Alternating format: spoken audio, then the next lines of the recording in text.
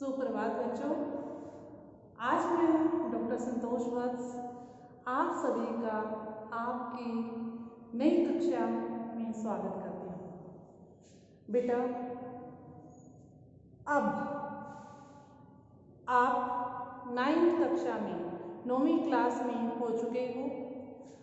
आपकी जो कक्षा होती थी ऑफलाइन, उसमें हमने क्षितिज का पाठ 1 2 बैलों की कथा हो चुका है, कर लिया है। और व्याकरण के जो हमारे टॉपिक थे उसमें हमने उपसर्ग, प्रत्यय और समास ये भी कर लिया है।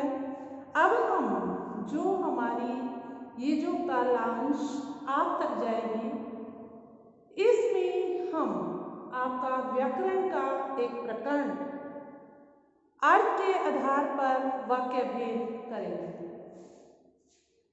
आपका 9वीं कक्षा में प्रकरण क्या होगा जो हम आज करेंगे? अर्थ के आधार पर वाक्य भेद। उससे पहले बेटा मैं कुछ बताना चाहूंगी। आपको जो ये काम करवाया जाएगा, इसको लेक्चर को आपको ध्यानपूर्वक सुनना है। सुनने के बाद जो अभ्यास आपको दिया जाएगा उसका आपको अच्छे से पठन करना है।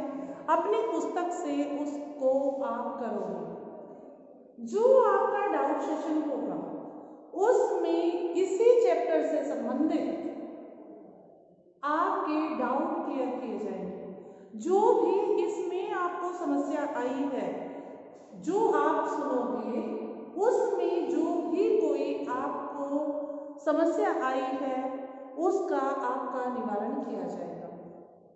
लेकिन उसके लिए आपको क्या करना होगा? जो लेक्चर भेजा जाएगा उसको ध्यानपूर्वक सुनना है। ठीक है बच्चे?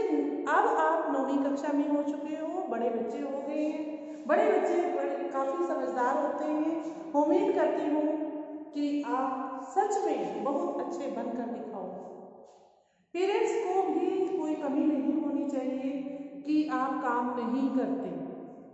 ठीक है? सबका कहना मानना है बेटा, नई क्लास में नए सिरे से एक टाइम टेबल के अनुसार आपको अपना काम करना है। पेरेंट्स बार बार आपको नहीं बोलेंगे कि आप अपना काम कंप्लीट कीजिए। आपको खुद पता होना चाहिए कि मुझे कौन सा काम करना है और कौन सा नहीं करना है। ठीक है? क्या मैं ये उम्मीद कर सकती हूँ कि आप अच्छे से अपना काम करेंगे? यस? ओके। तो आपको जैसा हमने कालांश में बताया था कि आपको जैसे 8th में आप कॉपी लगाते थे, अब इसमें 9th में आपको कॉपी नहीं लगानी, आपको रजिस्टर लगाना है। उस रजिस्टर पर सुंदर सा कवर, ब्राउन कलर या वाइट कलर, आपको कवर करना है रजिस्टर को। उसके ऊपर आप नेम स्लिप चिपकाएंगे। उस पर आपका नाम, कक्षा और सेक्शन, वर्ग लिखना है। रोल नंबर आप अभी पेंसिल से ही लिखेंगे। ठीक है बच्चे? क्योंकि जो काम आपको करवाया जाएगा उसको आपको डेली का डेली काम करना है। क्योंकि आप हर रोज का काम अगर हर रोज करोगे तो वो आपके लिए फायदेमंद है। क्योंकि इससे क्या होगा, आपका काम समय अनुसार याद भी हो जाएगा और लिखा भी जाएगा। ठीक है? अब हम बिल्कुल सिंपल सी भाषा में आपको वाक्य बताएंगे कि वाक्य होता क्या है। सबसे पहले हमें वाक्य का पता होना चाहिए कि वाक्य क्या है। उसके बाद जो अर्थ के आधार पर वाक्य भेद हैं उसके बाद हम वो करेंगे। और इस कालांश में हम, जैसे मैंने आपको बताया, अर्थ के आधार पर वाक्य के 8 भेद हैं। 8 में से हम 3 या 4 करेंगे और वही आपको अच्छे से करना है। ठीक है? वाक्य क्या है? कोई बता सकता है वाक्य हम कहते किसे हैं? ऐसा सार्थक शब्द समूह, सार्थक जिसका कोई अर्थ निकले, जो सही हो। निरर्थक जिसका कोई अर्थ ना निकले, सार्थक जिसका कोई अर्थ निकले। सिंपल वर्डिंग में ऐसा सार्थक शब्द समूह जो व्यवस्थित हो, वो वाक्य कहलाता है। जैसे राधा पुस्तक पढ़ती है, राधा पुस्तक पढ़ती है, ये हमारा वाक्य है सार्थक, निरर्थक नहीं है। निरर्थक होता राधा पढ़ती है पुस्तक, अशुद्ध वाक्य। शुद्ध वाक्य क्या होगा? राधा पुस्तक पढ़ती है। इसमें एक वाक्य को शुद्ध हम किस दृष्टि से मानते हैं?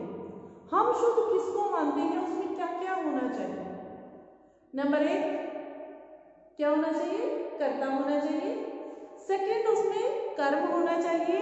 थर्ड उसमें क्रिया होनी चाहिए। नंबर 1 फर्स्ट उसमें कर्ता होना चाहिए, दूसरा कर्म होना चाहिए, तीसरा क्रिया होनी चाहिए। ये हमारा सार्थक वाक्य कहलाता है। क्लियर? इसके बाद जो टॉपिक पे हम आ रहे हैं अभी, वो क्या है? अर्थ के आधार पर वाक्य भेद।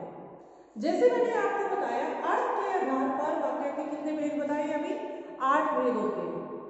सबसे पहले हम जो करेंगे, नंबर 1 सिंपल वाक्य जिसको हम बोलते हैं वो है विधानवाचक।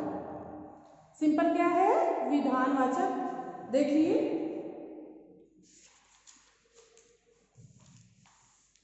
मैं बोर्ड पे लिखूंगी, आपको वो स्पेलिंग वगैरह चेक कर लेनी है। ठीक है? रब कर दे इसको रब कर दो। ओके।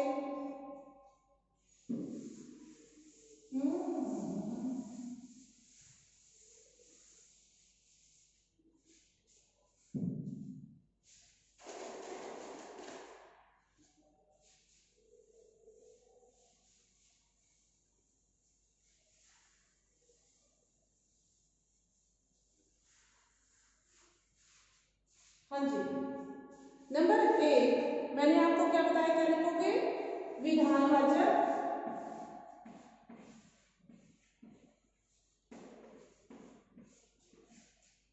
विधानवाचक। नंबर 2 निषेधवाचक। निषेधवाचक।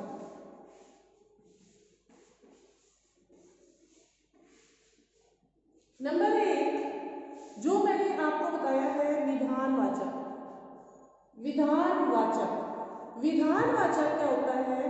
वाक्य में किसी वस्तु, ध्यान से सुनना है, किसी वस्तु या स्थिति के बारे में, किसी वस्तु या स्थिति के बारे में सामान्य सी बात कही जाती है, बिल्कुल मामूली सी बात कही जाती है। जैसे आज विद्यालय में छुट्टी है, आज विद्यालय में छुट्टी है।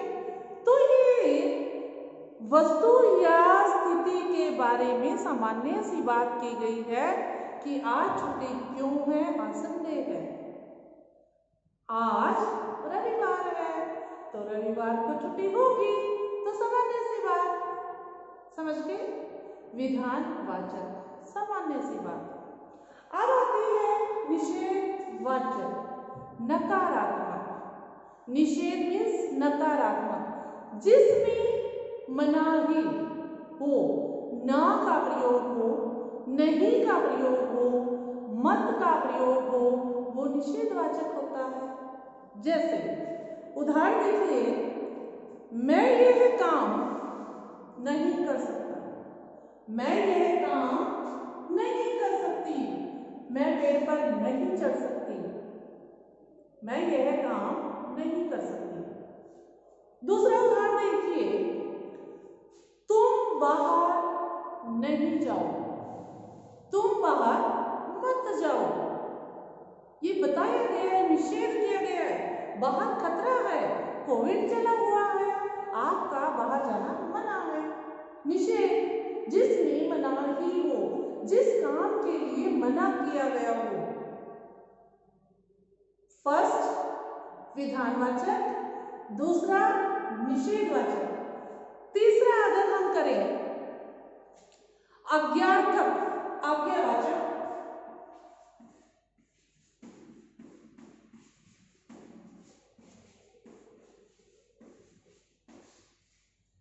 आज्ञावाचक वाक्य में आज्ञा दी जाती है, ठीक है। किसी को आदेश दिया जाता है, किसी को आज्ञा दी जाती है, किसी को निर्देश दिया जाता है, वो होता है आज्ञावाचक वाक्य। समझ आया? जैसे किसी के भी द्वारा आदेश देना, आज्ञा देना, निर्देश देना, ये हमारा सारा आज्ञावाचक में आएगा। जैसे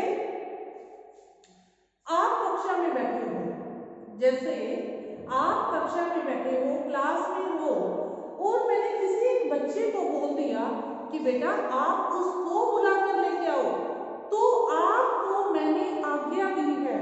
आपको जिसका नाम मैंने लिया है वही बच्चा खड़ा होगा और बाहर से उसी बच्चे को बुलाकर लेकर आएगा। आज्ञावाचक, आज्ञावाचक समझ आया? अब दूसरा उदाहरण देखिए, क्लास में बोला जाता है कृपया शांत रहिए, कृपया शांत रहिए, तो आपको इसको सुनकर शांत रहना है, आपको उस काम की आज्ञा मिली है, आपको क्या करना है? शांत रहना है। कहते हैं ना, परीक्षा में नकल नहीं लगानी, आपको निर्देश दिया जाता है। इट मीन्स आपको नकल नहीं करनी, नकल बुरी बात है, इसलिए निर्देश दिया है, आज्ञा दी है। तो हमने विधानवाचक किया, निषेधवाचक किया और तीसरा आज्ञावाचक किया। आज हम इस कालांश में इतना ही करेंगे। 3 हमने आज जाने हैं। सबसे पहला वाक्य किसे कहते हैं? वाक्य क्या होता है बताइए? व्यवस्थित समूह, जो कर्म में लगाया जाता है, जो कर्मानुसार लगाया जाता है, वो वाक्य होता है, जिसमें लिंग, वचन, कारक, कर्ता, कर्म जो कर्म के अनुसार लगाए जाते हैं वो हमारा होता है वाक्य। एक वाक्य के लिए हमें 3 चीज चाहिए होती है, कर्ता, कर्म और क्रिया। सबसे पहले हम हिंदी में कर्ता लगाते हैं, फिर कर्म लगाते हैं और लास्ट में हम अंत में क्रिया लगाते हैं। जैसे कोई भी एक सेंटेंस मैंने बताया था, राम पढ़ता है, राम कर्ता, पढ़ना क्रिया हो गई, कर्म क्या किया उसने? पढ़ने का। क्रिया बोलो, राम पुस्तक पढ़ता है, राम बताओ कर्ता, कर्म क्या किया? पुस्तक पढ़ने का काम किया, क्रिया। सिंपल। उसके बाद 3 हमने जाने, विधानवाचक, निषेधवाचक और आज्ञावाचक। उम्मीद करती हूँ जितना मैंने करवाया है उतना ही आप करोगे, ज्यादा नहीं करवा रही हूँ, ताकि आपको कोई समस्या ना हो। आज का काम आपको इतना ही करना है। अपना ध्यान रखिए और पढ़ते रहिए। आपका दिन शुभ हो। धन्यवाद।